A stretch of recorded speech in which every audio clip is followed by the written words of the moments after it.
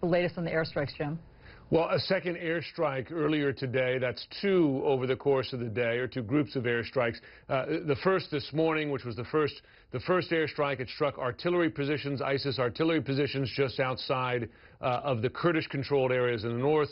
Later in the day, there was a second strike on a military convoy carrying fighters and weapons, this staying within, Allison, the confines of what the administration has said the two main goals of U.S. military action are at this point. One, protecting the religious minority, the Yazidis, who've been trapped on that mountaintop.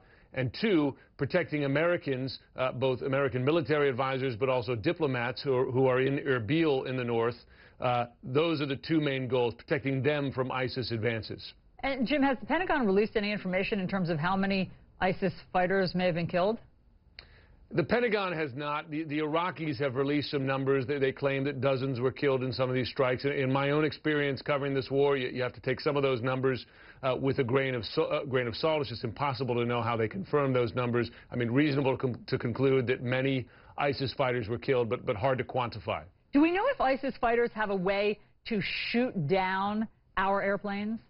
We don't know for sure. I think it's reasonable to assume that they would have anti-aircraft weapons, guns, surface-to-air missiles. That's an open question. The Syrian army certainly had them, and we know that ISIS has captured some weapons from the Syrian army. We also know that they've captured weapons from the Iraqi army, which are, Allison, American weapons, ones that we supplied to them, certainly armored personnel carriers. There were reports today from Kurdish fighters that they had M1A Abrams tanks. We don't know if they have surface-to-air missiles that could take down a jet. Let's talk about the humanitarian air drops.